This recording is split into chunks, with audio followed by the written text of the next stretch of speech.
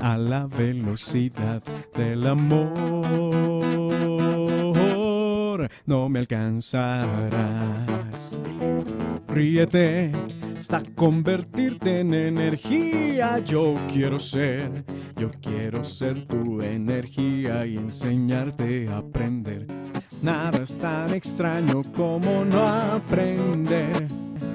Nada es tan extraño como no aprender.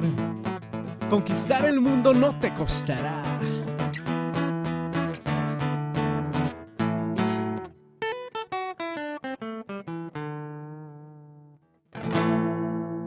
Vamos a empezar. Movimiento de partículas cargadas en campos magnéticos.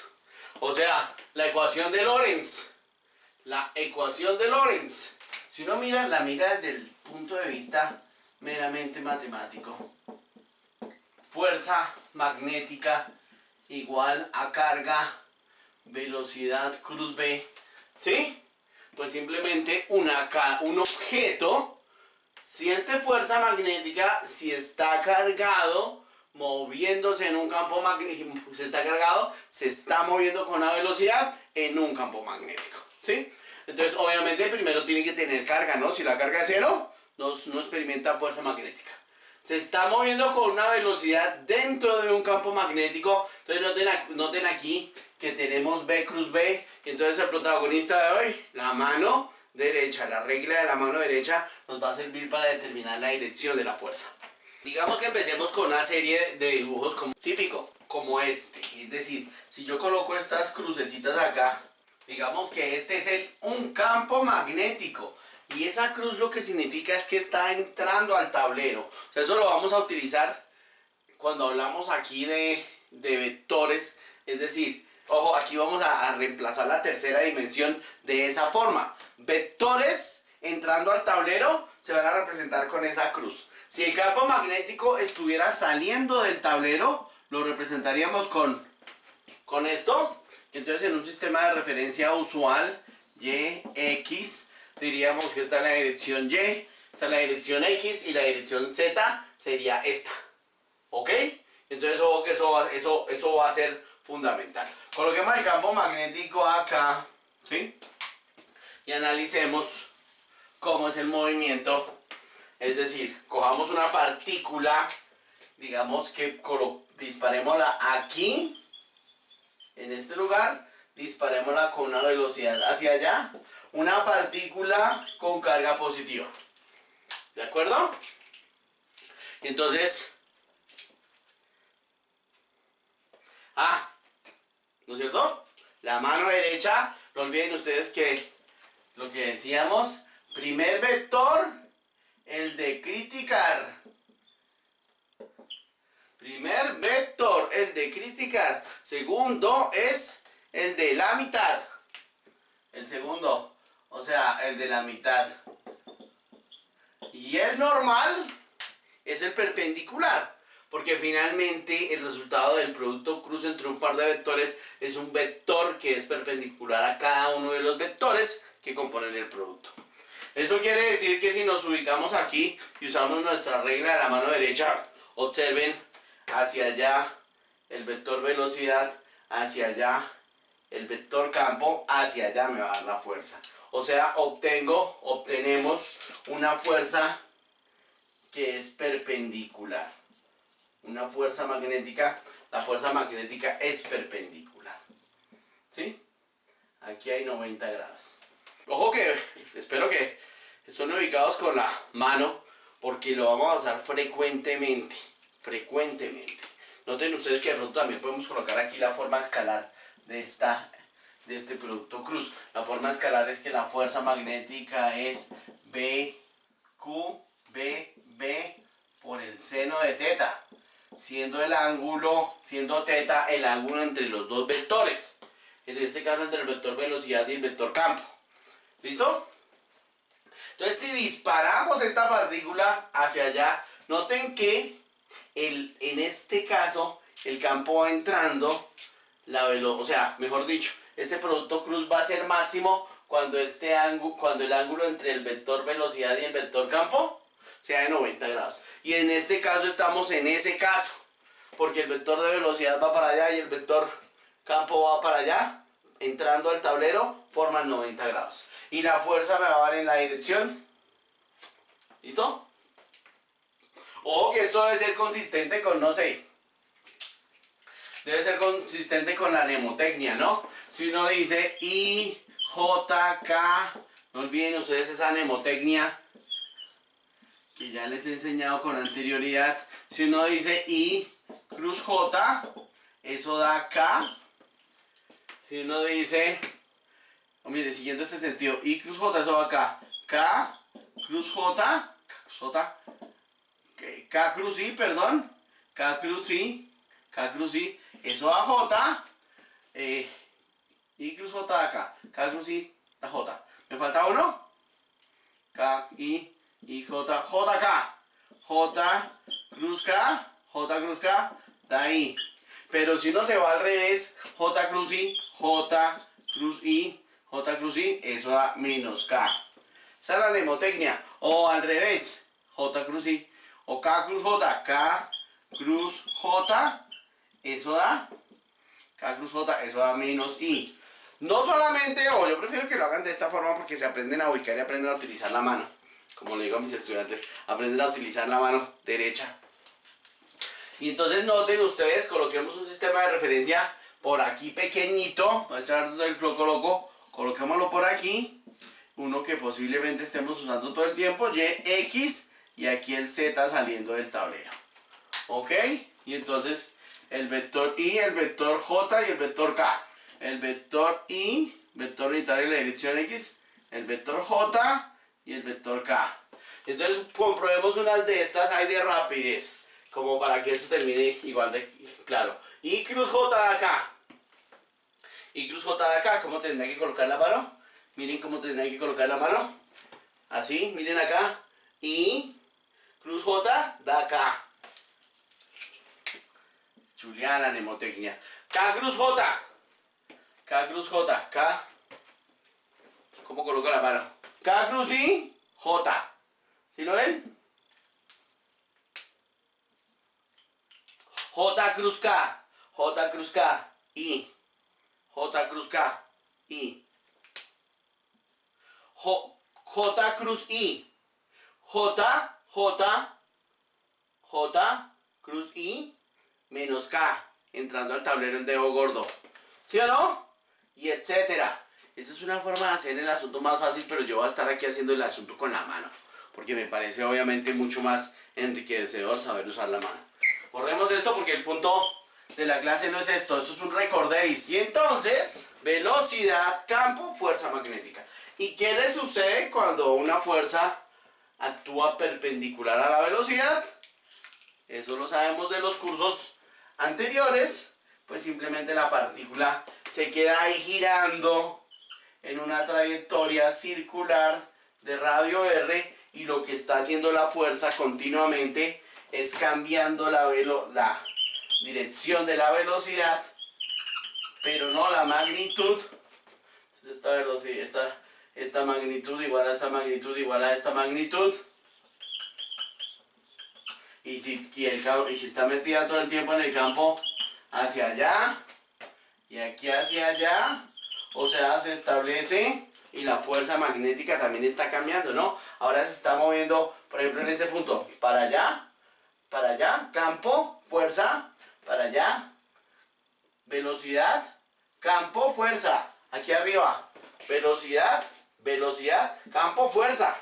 O sea que la fuerza magnética está apuntando al centro, o sea, como quien dice, la fuerza magnética hace las veces de fuerza centrípeta. Y lo que hace una fuerza central, una fuerza de este tipo, es cambiar la dirección de la velocidad, ¿sí? Pero no su rapidez.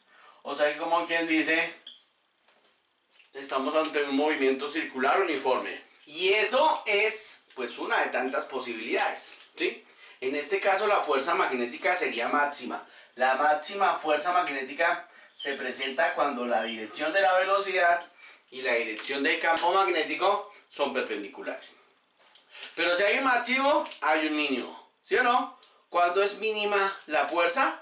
Entonces uno debería fijarse acá, ¿no? Si el ángulo es de 90 grados, seno de 90, 1, perpendicular, la que acabamos de ver. Si el ángulo es de 0 grados, seno de 0, 0 y esto da 0.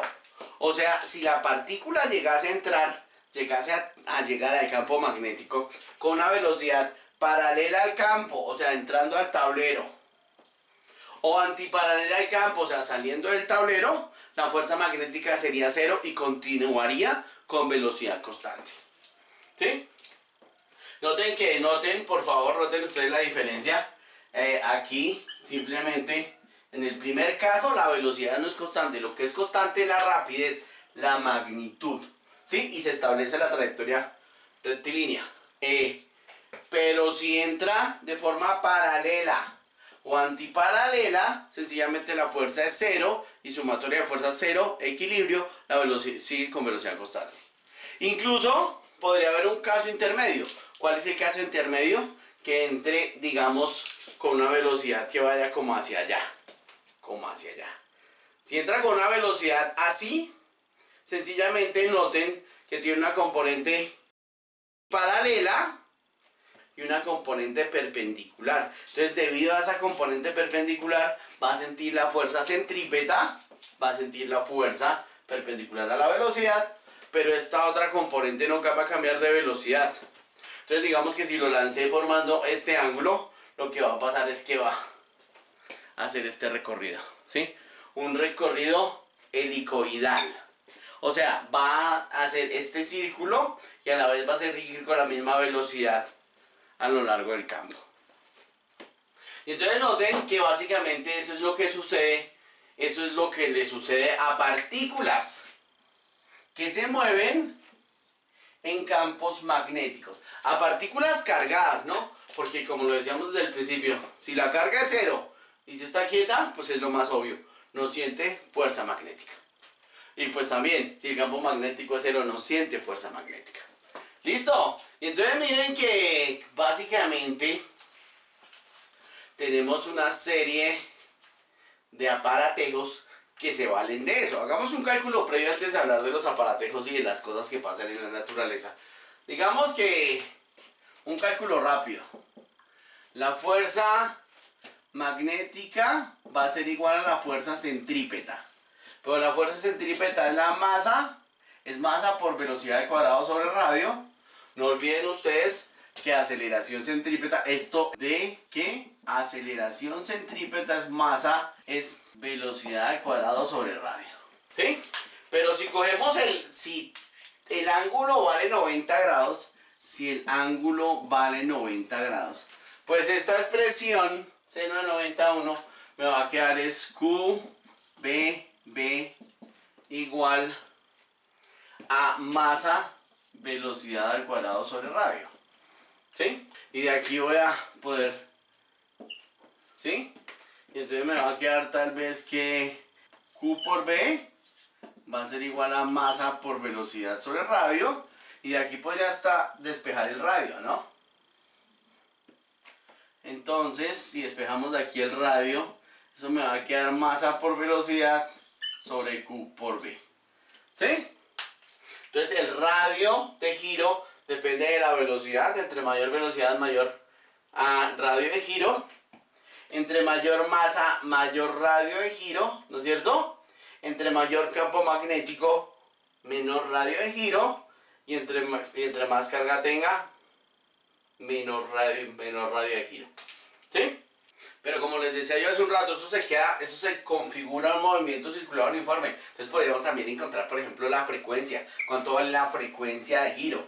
Entonces muestra a ver cómo encontramos la frecuencia de giro de acá. No olviden ustedes que entonces esto tiene un radio de giro R y el perímetro, o sea la longitud de esto, el perímetro es 2πr, que es la longitud que recorre, ¿no es cierto? ¿Sí?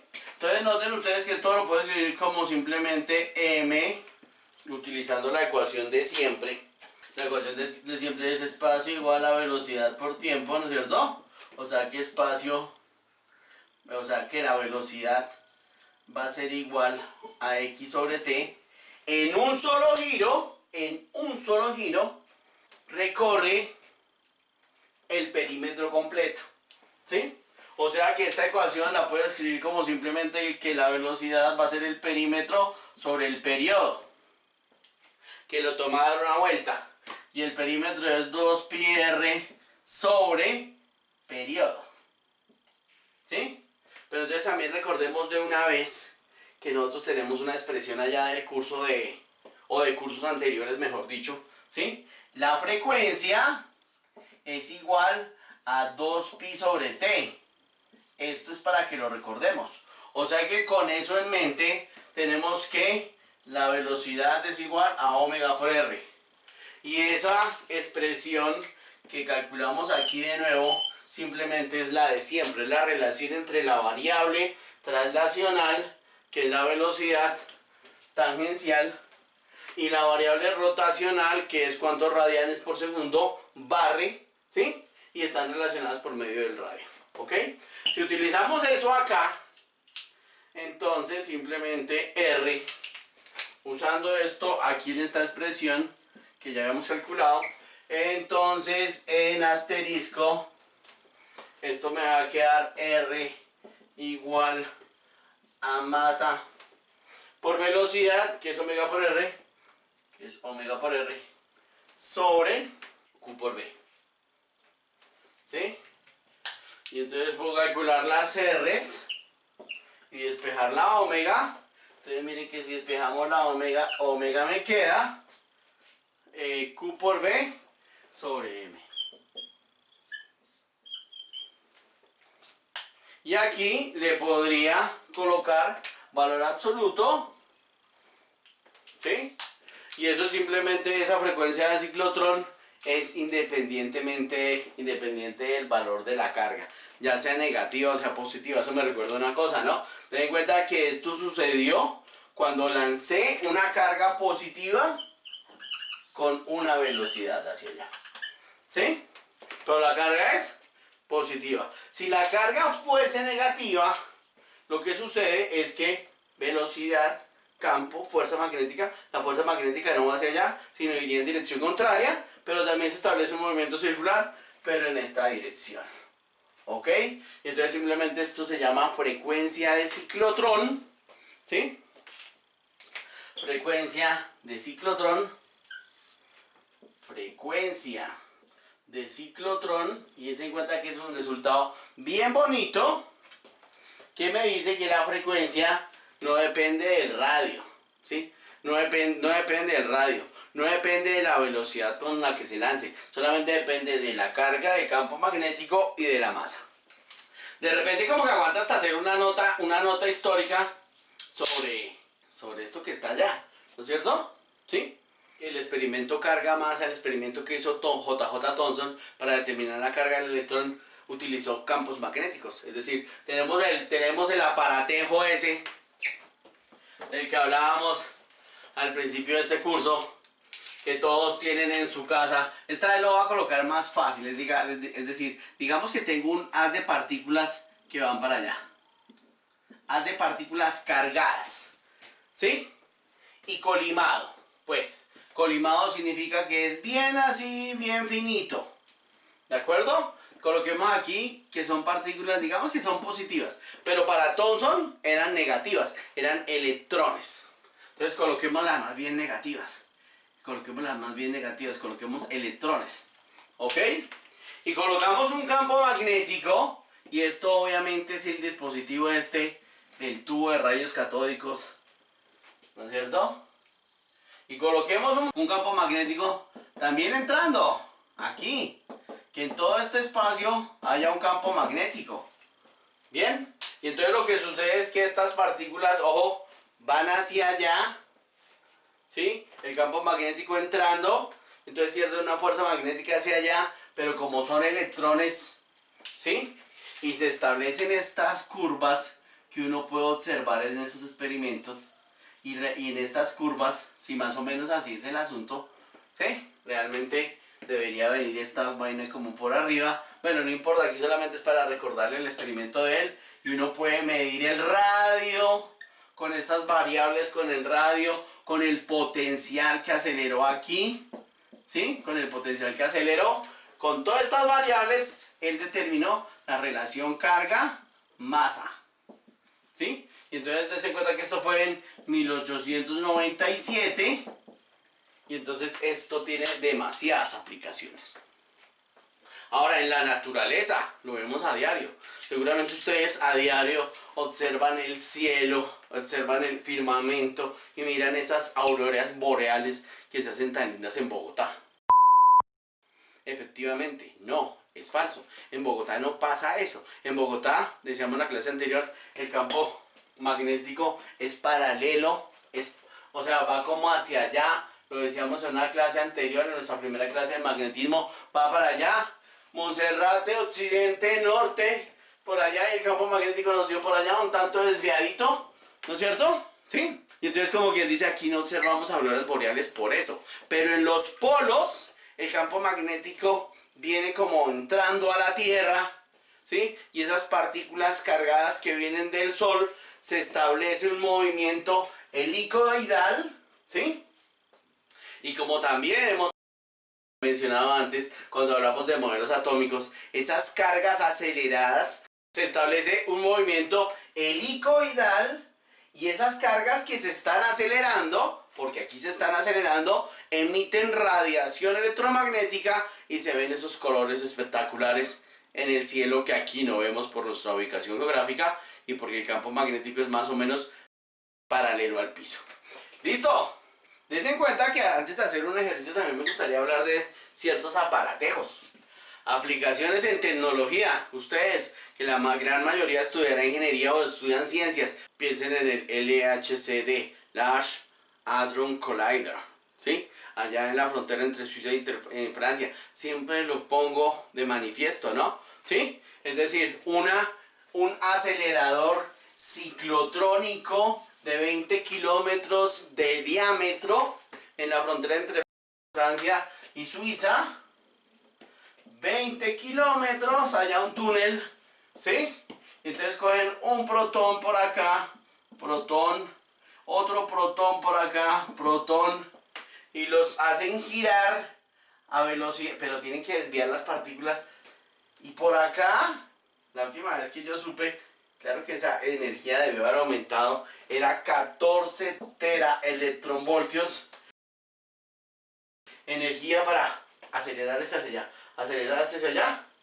Y aquí, mirar de qué están compuesta la materia. Ese es el objeto de ese experimento, ¿no? ¿Sí? Ese laboratorio se está actualizando. Cada vez le están metiendo más energía para ver qué otra cosa descubren. Pero cuando hay un choque protón-protón, ¿sí? Puede suceder que se descompone en muchas partículas, ¿sí? Y lo mejor que se hace, o lo que se suele hacer, es meter todo este experimento en un campo magnético.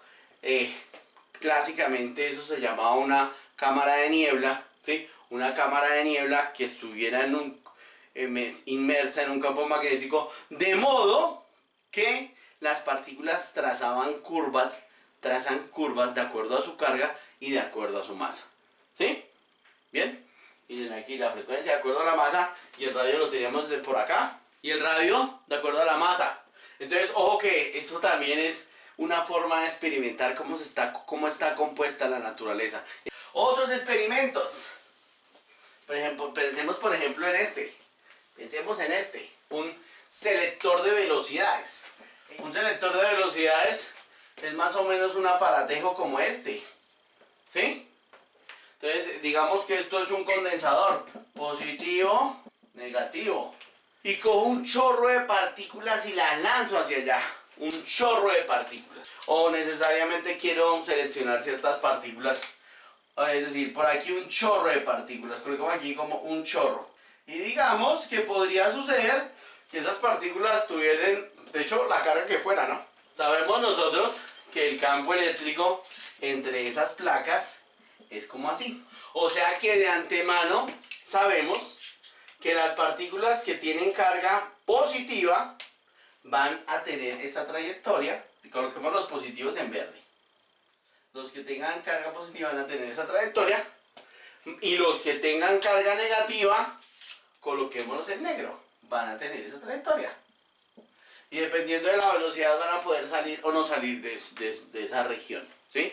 Es decir, los que tienen carga positiva van a sentir la fuerza eléctrica en esta dirección y los que tienen carga negativa van a sentir la fuerza eléctrica en esta dirección, ¿ok?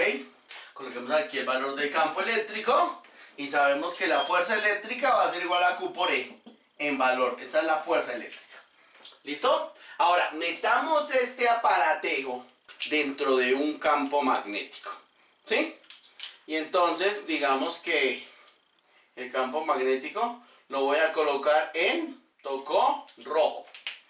Coloquemos aquí todo el aparatejo, todo el montaje, lo voy a colocar dentro de un campo magnético y lo voy a colocar así, entrando al tablero o saliendo al tablero, no importa, ¿sí? El caso es que pensemos en las partículas que tienen carga positiva, esas que están acá. Por aquí me va a tocar es como hacerlo aparte. Una que tenga carga positiva. Y entonces las que tienen carga positiva sienten la fuerza eléctrica hacia allá, ¿sí? Y entonces digamos que va la partícula para allá porque el chorro es disparado. Bueno, el chorro es disparado hacia allá. Variedad de velocidades, es un selector de velocidades. El campo magnético va hacia allá y la fuerza magnética va para allá. Para las que tienen carga positiva. Para las que tienen carga negativa, pues en dirección contraria. O sea que la fuerza magnética va para allá. Pero noten ustedes que esas son de diferente tamaño y las coloqué de diferente tamaño a propósito. ¿Qué sucede cuando el tamaño de las dos fuerzas es igual? Pues cuando el tamaño de las dos fuerzas es igual, resulta que la fuerza neta es 0 y las partículas siguen derecho. ¿Ok? Y las partículas siguen derecho. Te voy a hacer más ejercicio. Y las partículas siguen derecho. ¿Listo? Y entonces ten en cuenta que la fuerza, esta es la fuerza eléctrica, la fuerza magnética en valores Q, B, B. O sea que puedo igualar esas dos en la condición de equilibrio. Carga por Q por E igual a Q, B, B. Bueno, y cosas curiosas, ¿no? ¿Sí? Adiós la Q. Y entonces miren la velocidad E sobre B. Y entonces tengo un selector de velocidades. Porque si yo logro manipular el campo, ¿sí? Si yo logro manipular el campo eléctrico y el campo magnético, pues puedo simplemente lograr que las partículas con cierta velocidad lleguen acá. O sea, sigan derecho. Sigan allá derecho. ¿Listo? Este es un selector de velocidades. De la misma forma que hay selectores de velocidades, también hay selectores de masa. Los selectores de masa son diferentes. ¿Listo? Entonces, conclusión. Las que tengan velocidad, campo eléctrico sobre campo magnético, siguen derecho. Y estoy seleccionando velocidades. ¿Ok? ¿Listo? Selector de masa. Entonces coloquemos por acá. Coloquemos por aquí una región de campo magnético. También así para no ser tan creativos. Y coloquemos un chorro de partículas. Pero ahora coloquémoslas por acá. Un chorro de partículas que sube verticalmente. Entonces digamos que viene el chorro con una velocidad de hacia allá. ¿Ok? Un chorro de partículas que tienen diferente masa. ¿Ok? Simplemente coloquemos un chorro de partículas. Partículas que van hacia allá. Entran al campo magnético. Entonces vamos a ver cómo sería la cosa. Sin velocidad, campo. Hagamos el campo esta vez para afuera. Por cuestiones de no quedarnos siempre con el campo hacia adentro. Y también por cuestiones de que estaba haciendo el dibujo a este lado del tablero. ¿Sí? Entonces voy a colocar el campo magnético saliendo. Y eso se representa con un puntito. Eso es como si estuviera viendo uno un vector. ¿Sí? ¿De dónde salió este cuento de la cruz y el puntico? Pues mi interpretación es como si fuese una flecha de Robin Hood. ¿Sí? Una flecha. Un vector tienes como un vector viéndolo como una flecha. Si uno lo mira desde atrás, Es como si le estuviera viendo la tobera. ¿Sí? El trasero al vector. Si uno lo mira de frente, ve la punta. Ve la punta. Ok. Lo coloqué así, porque entonces vienen partículas con esta velocidad. Campo saliendo. ¿Sí? Campo, miren como tengo la forma de la mano. Velocidad. Campo saliendo del tablero, fuerza magnética hacia allá. Y si se establece una fuerza magnética hacia allá, pues lo que pasa es que las partículas van a empezar a hacer esa trayectoria. Pero entonces volvamos al cálculo, ¿no? La fuerza magnética es QBB. ¿Sí? Máxima porque la velocidad y el campo tienen dirección perpendicular. QBB.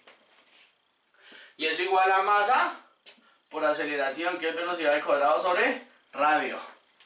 Y entonces aquí puedo simplificar la velocidad y la velocidad, ¿no es cierto? Y entonces me queda que la masa va a ser igual a Q por velocidad, carga por campo, por la masa sobre B y R. Y entonces miren que la masa va a depender del radio. O sea, si tengo la carga de las partículas es la misma, si el campo magnético es el mismo, si la velocidad la puedo controlar, ¿y cómo la puedo controlar? ¿Qué sé yo? Las hago pasar por aquí por una diferencia de potencial. Entonces si las hago pasar a las partículas por una diferencia de potencial, pues hay una ganancia de energía cinética, o sea que todas pueden llegar aquí con la misma velocidad, pero pueden tener diferente masa, ¿sí? Lo que va a suceder es que la masa depende del radio. Entonces digamos que las partículas que tienen un mayor radio, un radio más grande, la masa va a ser más pequeñita. Entonces las partículas que tienen poquita inercia, ¿sí? Eso es lo que está diciendo esto. En cambio las partículas que tienen un radio mucho más pequeñito, la masa va a ser mucho más grande. Entonces ten en cuenta que aquí yo puedo mirar el radio de trayectoria de las partículas, ¿sí? Y dependiendo del radio de trayectoria, puedo seleccionar la masa de las partículas. Eso es un selector de masa. Ojo que ya después de haber hablado un poquito de cosas interesantes, hagamos un par de ejercicios para coronar esta clase, para finiquitar esta clase con un par de aplicaciones. Entonces cojamos nuestro libro clásico de Szymanski. Aquí tengo la edición 1/10 del libro de Szymanski, 27.5. Primero coloquemos aquí el dibujo mientras ustedes van mirando allá el enunciado. Entonces dice un electrón se halla en el punto A de la figura y tiene una rapidez de 1.41 por 10 a la 6 metros por segundo. Halle la magnitud y dirección del campo magnético que obliga al electrón a seguir la trayectoria circular de A a B. O sea, campo magnético, coloquemos así, campo magnético. B. El tiempo necesario para que el electrón se traslade de A a B. Entonces simplemente tiempo. Entonces, nuestra ecuación. ¿Sí o no? Q, B, cruz B. Y entonces, como quien dice, noten ustedes que de aquí a acá, lo que va a hacer ese electrón, ¡ay, qué pulso! Me tocó correr el punto B, que era lo más fácil, ¿no es cierto? Coloquemos el punto B por acá. Y eso lo alargamos. ¿Ven? O sea que para que el electrón pueda seguir esa trayectoria, debe sentir la fuerza magnética hacia allá. Hacia allá. ¿Ok? Entonces toca sacar la mano. La fuerza magnética me tiene que dar hacia allá. Pero como es un electrón, la multiplico por -1 y me da para allá. Entonces cuadremos la mano, empieza a jugar así como si estuviera jugando Tetris. Pero, no, miren, eso fue de una. Velocidad hacia allá. ¿Sí o no? Campo debe estar entrando para que la fuerza magnética me dé hacia allá. Pero como es un electrón, o sea que básicamente coloquemos de una vez el campo. O sea, el campo, según mi mano, si a ustedes les queda alguna duda, Y si lo quieren hacer con la mnemotecnia, realmente yo prefiero que se acostumbren a usar la mano. Se los digo siempre. Campo magnético, velocidad, fuerza magnética me va a dar hacia allá. Pero por -1 hacia allá me va para allá la fuerza magnética. ¿Listo? Ok. Y entonces, digamos que también información que le da el dibujo a uno, le está dando el diámetro, pero realmente lo que necesitamos es el radio. El radio son 5 centímetros. Y entonces, vuelvo y les digo, yo no me sé todas las ecuaciones de la física porque no es necesario sabérselas. Por lo menos no todas. Pero aquí de rapidez uno ya dice, la fuerza magnética va a ser la centrípeta. Entonces QBB va a ser igual a masa, velocidad al cuadrado sobre radio. O sea, estoy usando fuerza igual a masa por aceleración. Como la que logra que haya aceleración centrípeta, es la fuerza magnética, aceleración centrípeta. Entonces, fuerza magnética igual a masa, la aceleración centrípeta, así toca sabérsela, velocidad al cuadrado sobre radio. Y entonces, simplifiquemos esto y esto. ¿Y qué nos están preguntando? El campo magnético. O sea que aquí simplemente despejo el campo magnético. Y el campo magnético me va a quedar masa por velocidad sobre Q por R. Y ya podemos reemplazar porque tenemos todo. O sea que el campo magnético es masa del electrón. ¿Cuánto es que vale la masa del electrón? 9.1 por 10⁻31. Bueno, no coloqué más ahí pendejadas, ¿no? Velocidad, me la dieron. La carga del electrón, la de siempre. Y el radio, 5 centímetros en metros. Y pues después de cuentas, muestra, a ver, 9.1 por 10⁻31 por 1.41 por 10⁻6, o sea, va toda. Esta es de velocidad típica de electrones, ¿no? Dividido 1.6 por 10⁻19 y dividido 5 por 10⁻2. Eso da 1.6 por 10⁻4. 1.60 por 10⁻4 teslas. ¿Sí? No olviden las unidades de campo magnético. Y después de que uno tiene esto, entonces simplemente ahora notemos que la trayectoria es esta. La trayectoria es medio perímetro. El perímetro es 2πr, pero es medio perímetro, ¿no es cierto? Entonces otra vez la ecuación aquí, la complejidad de la ecuación, espacio igual a la velocidad por tiempo. Entonces el tiempo que le toma el espacio sobre la velocidad, la distancia más bien. Y entonces eso es medio perímetro, o sea, pi por r, pi por 5 por 10⁻2 sobre esa velocidad, 1.41 por 10⁻6, 1.41 por 10⁻6 y listo. 5 por 10⁻2 por pi dividido 1.41 por 10⁻6. Eso da 1.11 por 10⁻7 segundos. 1.11 por 10⁻7 segundos. Y entonces, eso fue la clase de movimiento de partículas en campos magnéticos. Bueno chicos, hasta la próxima.